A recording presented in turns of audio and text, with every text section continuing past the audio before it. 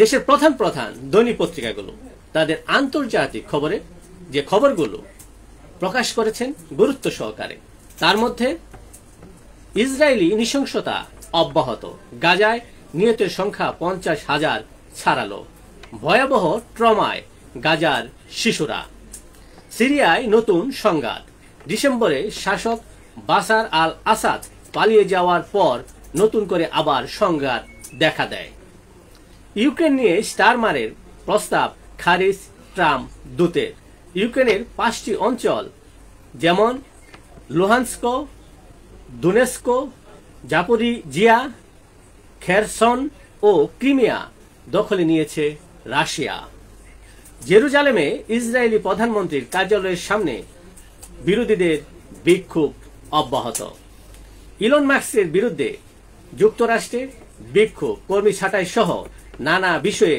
চাপ দিচ্ছে ডিওজি, ফলে এই বিক্ষোভ করেন তারা। এই ছিল দেশের প্রধান প্রধান দৈনিক পত্রিকার শিরোনামে উঠে আসা শীর্ষ সংবাদ, যা নিয়ে এতক্ষণ আপনাদের মাঝে উপস্থিত ছিলাম। আশা করি আপনাদের ভালোই লেগেছে। সার্বিক খবরের বিবেচনায় যদি আপনাদের কোনো অভিমত, অভিব্যক্তি, সমালোচনা কিংবা কোনো পরামর্শ থেকে থাকে তাহলে অবশ্যই কমেন্টসে জানাবেন। আপনাদের কমেন্টসের প্রত্যাশায় আজকের মতো এখানে বিদায় নিলাম। আবারও দেখা হবে আগামীকাল ঠিক একইভাবে। সে পর্যন্ত অবশ্যই সুস্থ থাকবেন, ভালো থাকবেন।